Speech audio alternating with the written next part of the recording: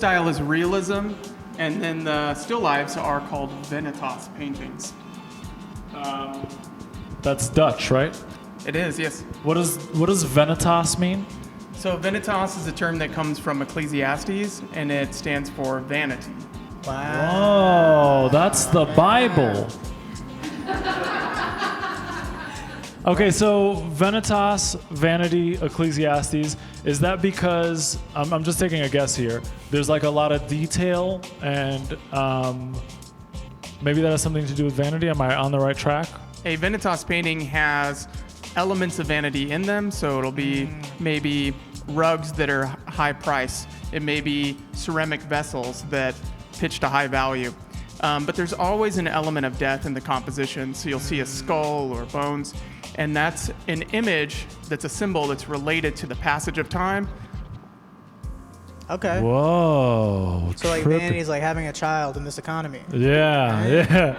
All right. As it turns out, I would love to be carried like that. Oh, same, 100%. I wish they did adult versions of that.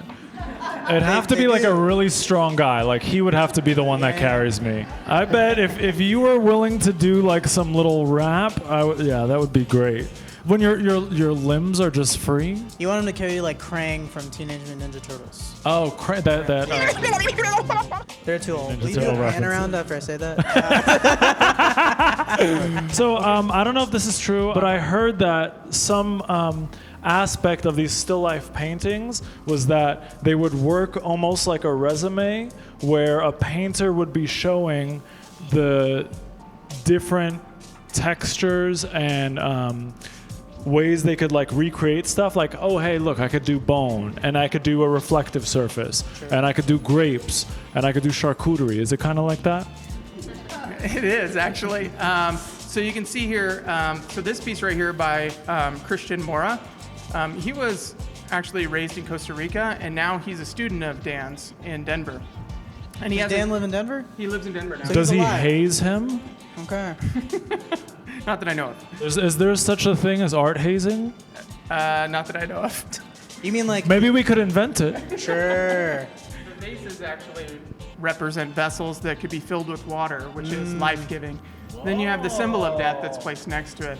Gotcha. That particular vase is an example of a Qing dynasty vessel that would have been made in Jingdazhen in China. That's one of my favorite dynasties. How did you know that? I'm a ceramic artist. Remind us what time period that is. So like the 1800s. Love it. I thought you said that person was alive. No, the artist who painted this is alive, but the vase is from 1800 style see. China. They were really doing some good stuff back then, huh? Yeah, beautiful. It was shipped all over the world. And now they're mostly making it in factories, or? Factory production. Yeah, now you can get it on Temu.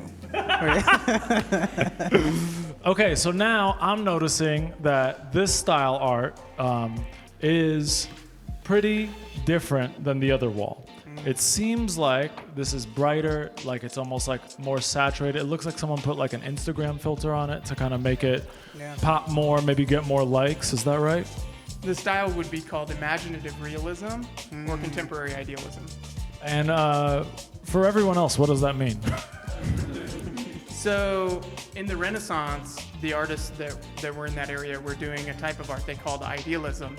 It had realistic figures in it, but the figures were idealized to go past nature. The idea was to pursue an idea of universal truth or beauty.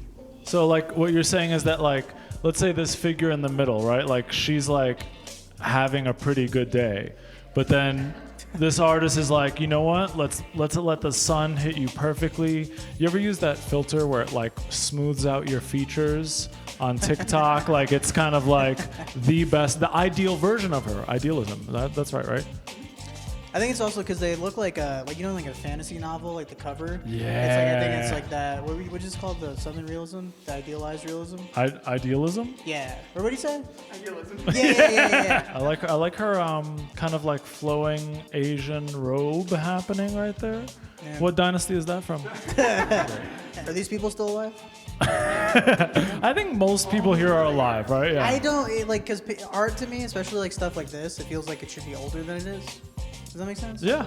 Yeah. And I think it's also because of the style. Like, let's say, for example, like that dancer right there. Yeah. Like that is super idealized. It's like a perfect figure, and it's like kind of like almost realistic. And I think that maybe when we think of like more contemporary art, we think of more abstract or like experimental stuff. Sure.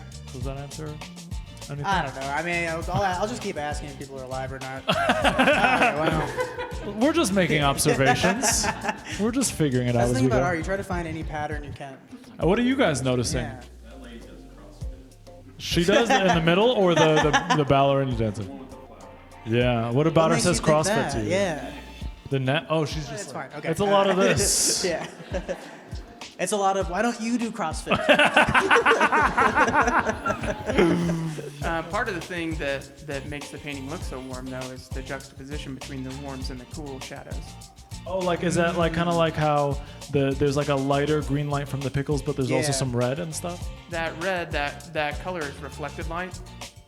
And then you have the cool tones, that's the purples and the blues.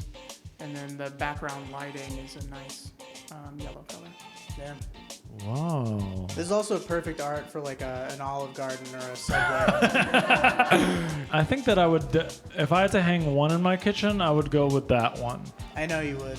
How did you know that? Because that's the kind of thing you like. What is it? It's coffee. Who doesn't love coffee? Yeah, but it's like a type of coffee that's like elite. Yeah, it's like a little bit. Yeah. It's like a little pretentious. Yeah. It's like, oh, you guys use a coffee maker. I spend the extra time with an impusa, which is what that is called. See, that's what I'm talking about. I He knows what the know. fuck that's called. Quick round of applause for our advancement director, Peter, over here. Nice. That job sounds made up. All right, this work all along this wall is by Harold Bryant. He was a local Western artist. He was a ne'er-do-well. He was an individual you wouldn't want your daughter to go out with. Bad boy. He actually was born in this area, and then he went off to school in Chicago, an art school in Chicago. Didn't like modernism, didn't like surrealism, and so he started resisting that. And then he got drafted in World War I. That happens. It happens. And then this scene, obviously we have a retired Marlboro man who's pretty hard on his luck. And then we have two older horses, and this horse looks like it's got some spunk in it, right? Exactly. Yeah. What? That's his parents. They're proud of him.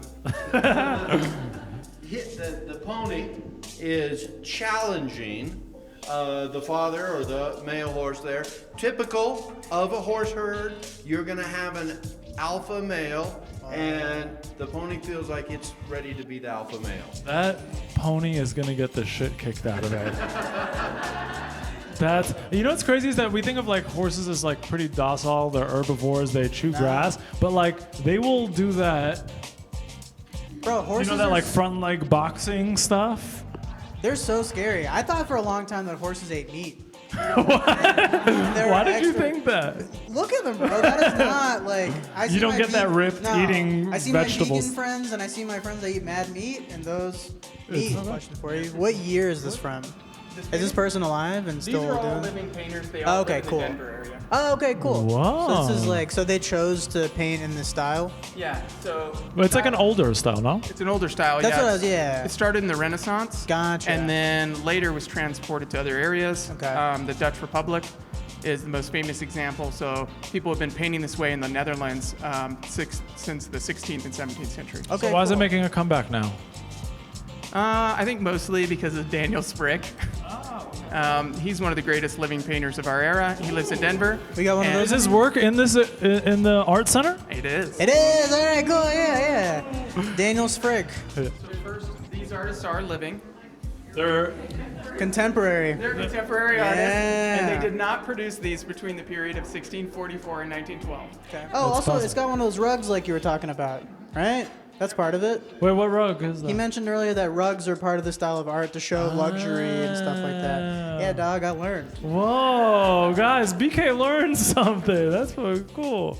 And then we have the bottles again. And Yeah. bottles represent that Death. they hold water, and water, yes, water brings But not life. this one is broken. This one symbolizes death. Is that, what's the leading interpretation? That's pretty fair. That's a fair interpretation. One thing I would keep in mind is contemporary Vanitas painters, it's not the same as the classics in the sense that sometimes artists, and even back then, they would choose objects just because they wanted to show off their skills. This may be how do you render certain kinds of fabric or glass, different kinds of metal in this case. These are art flexes, basically. Like, it's like the artist is going, look at my cookware. Like, look at how I could do the cookware. Look at how I do the squash. Look at how I do the bottles. I would say it's more a fascination with painting and observation. So I'm an artist myself. I'm a painter. I'll stare at things and I'll say, man, I just want to paint that. And it's a desire to paint it.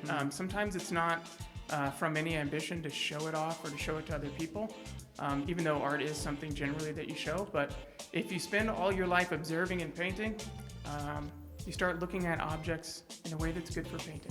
Okay. That's cool. Have you ever thought of just like taking a picture of it and just being like, that's good enough? Because that's what I do. I'm like, that's sick. I'll never look at that picture ever again. But then photos will remind me a year later, and they'll be like, remember when you took a picture of that? And I'm like, come on, get out of here. Here's a question for you. So I noticed here there is a plug outlet, right? But it says it's 1953. Was there electricity back then? That is all.